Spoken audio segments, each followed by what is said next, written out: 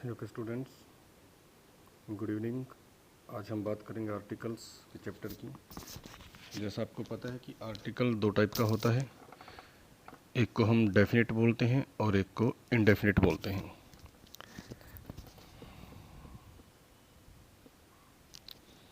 ठीक है, definite article जो होता है वो द होता है, इनडेफिनेट आर्टिकल जो होता है वो ए एन होता है।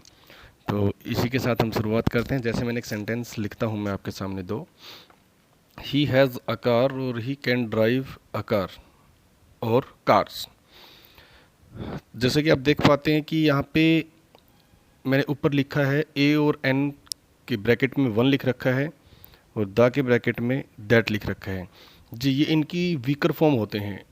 जो द है वो दैट की वीकर फॉर्म होता है और ए और एन वन की वीकर फॉर्म होता है। तो ही हैज़ अ कार, उसका मीनिंग क्या हुआ? उसके पास एक कार है। जी, कार है, कार पर्टिकुलर है। ये उसके पास एक ही कार है तो डेफिनेटली बात है कि वो पर्टिकुलर हुई, लेकिन वो डेफिनेट नहीं हुई, पर्टिकुलर जरूर हो गई है। यहाँ अगर हम नीचे बात करें, he can drive a car और कार्स। अब यहाँ पे जो ए यूज हुआ है, ए कार और कार्स, इन दोनों का सेम मीनिंग है। यहाँ पे ये कार इन जनरल है, किसी पर्टिकुलर कार की बात नहीं हो रही है, जनरल कार की बात हो रही है। जैसे नीचे जो सेकंड सेंटेंस है, इसका हिंदी मीनिंग अगर आप देखेंगे तो इसका मीनिंग है कि वह किसी भी कार को चला सकता है। तो कार तो डेफिनेट नहीं हुई, ना पर्टिकुलर हुई, किसी भी कार को चला सकता है। लेकिन ऊपर वाले सेंटेंस में मीनिंग जो है वो पर्टिकुलर है, डेफिनेट नहीं है कि उसके पास एक कार है। ठीक है, तो ए एन का मीनिंग क्या होता है? वन मीनिंग होता है, वन।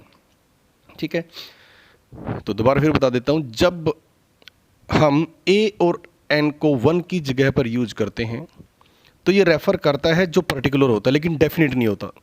दोबारा फिर बता रहा हूं, अगर ए और एन वन की जगह पर यूज किए जाएं तो उस टाइम पर ये रेफर करता है पर्टिकुलर चीज को।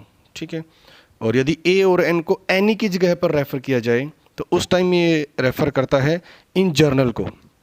अब यहाँ पे सेकंड सेंटेंस में अगर आप देखो तो इसका मीनिंग ये भी है, he can drive any car, any cars, वह कोई भी गाड़ी चला सकता है। तो ध्यान से देखेंगे, ए सेकंड सेंटेंस में ए का मीनिंग है एनी और फर्स्ट सेंटेंस में ए का मीनिंग है वन। ठीक है, तो आगे मैंने एक सेंटेंस आपके सामने लिख रखा है जहाँ पे आपको ए एन द तीनों का यूज़ आपको समझ में आएगा।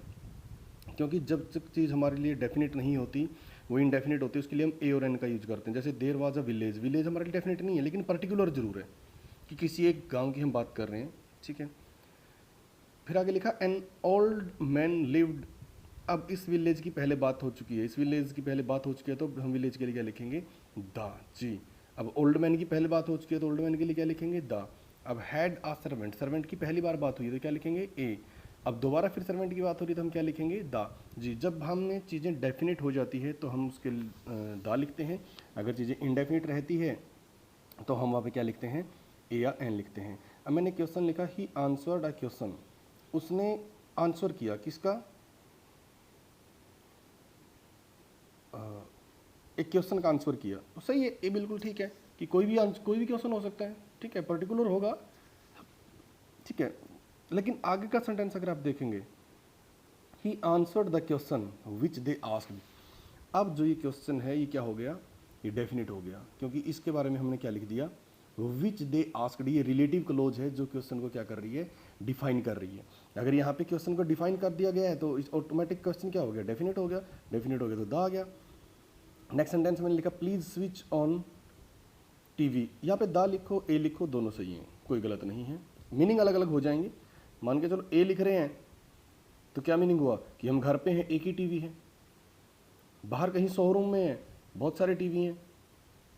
ठीक है, तो अलग अलग चीज़ें कॉन्टेक्स्ट में अलग अलग यूजेस हो जाते हैं। अब नेक्स्ट सेंटेंस, सेवन्थ सेंटेंस में मैंने ए को हटा के दा लिख रखा है। क्यों?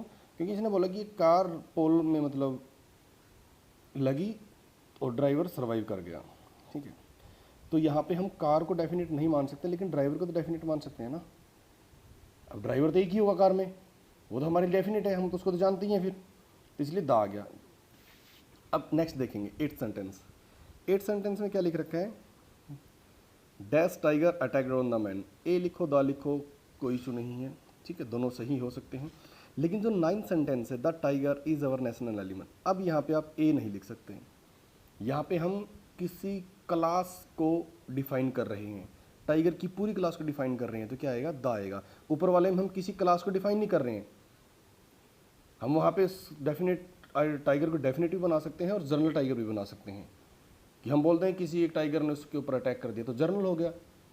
अगर हमने उसको डेफिनेट कर दिया कि नहीं वो टाइगर था, टाइगर के बारे में हमने कुछ बता दिया तो डेफिनेट हो गया। तो ऊपर वाले में 8th में द ए कुछ भी यूज करो, लेकिन 9th वाले में जब हमें किसी नॉन लिविंग थिंग्स की पूरी क्लास को डिफाइन करना हो तो हम उसके साथ क्या लगाते हैं? द लगाते हैं। इसी तरह हम आगे का देखेंगे, we need dash a computer for this job, we need a computer. हाँ, कंप्यूटर, कोई भी कंप्यूटर चलेगा, चाहे वो किसी भी कंपनी का हो, किसी भी तरीके का हो, हमें कंप्यूटर चाहिए जॉब के लिए, तो कोई भी कंप्यूटर चलेगा। लेकिन यहाँ पे देखेंगे the computer make our life very easy. अब यहाँ पे कंप्यूटर की क्लास को डिफाइन किया जा रहा है, कंप्यूटर इन जर्नल यूज़ नहीं हो रहा है। अब नेक्स्ट देखेंगे the dinosaur was the biggest animal, तो यहाँ पे डायनासोर से क्या क्या मतलब मीनिंग है? यहाँ पे पूरे डायनासोर्स की क्लास को डेफिनेट किया जा रहा है कि जो डायनासोर्स हैं वो हमारे अर्थ के सबसे बिगेस्ट एनिमल हैं। तो अब देखेंगे ए और एन का यूज़। वैसे तो ए और एन का यूज़ सिंगुलर काउंटेबल नाउन के साथ किया जाता है, जो नाउन काउंटेबल होते हैं, जो सिंगुलर होते हैं, जिनको हम गिन सकते हैं। ठीक है, ए का यूज़ वोवल कॉन्सोनेंट साउंड के साथ होता है और एन का यूज़ वोवल साउंड के साथ होता है। तो जैसे मैंने बोला साउंड, ध्यान देंगे इस बात में, मैंने साउंड बोला है। वोवल सभी को पता है 5 होते हैं, ए आई ओ यू। तो ये नहीं है कि कहीं भी आपने कोई वर्ड देखा जो वोवल से स्टार्ट हो रहा है आप उसके साथ एन लगा दें, नहीं। जैसे एग्जाम्पल भी लिख रखे हैं मैंने, it is an unique kind of machine. अब आप ध्यान से देखेंगे मैंने एन को हटाकर क्या लिख रखा है? ए लिख रखा है। क्यों? यहाँ पे जो साउंड आ रही है वो वोवल साउंड नहीं आ रही है, वो कॉन्सोनेंट साउंड आ रही है, यू, यूनिक। नेक्स्ट सेंटेंस देखें, he is an honest man. Honest तो एन आएगा, ए नहीं आएगा। तो कभी भी आप इस चीज़ के बेस पे उसको डिफाइन ना करें कि सेंटेंस हमारा जो वर्ड है वो वोवल से स्टार्ट हो रहा है, कॉन्सोनेंट से स्टार्ट हो रहा है। It is depend only sound, तो हमेशा साउंड मैटर करती है वहाँ पे। जैसे हम देखेंगे लेटर जो हमारे वोवल्स होते हैं 5 होते हैं, लेकिन उनकी जो साउंड होती है वो 20 होती है। कॉन्सोनेंट जो होते हैं वो 21 होते हैं, लेकिन उनकी साउंड कितनी होती है? 24 होती है। जैसे मैंने लिखा ट्यूशन, सॉरी स्पेलिंग गलत हो गई, TUITION आएगा।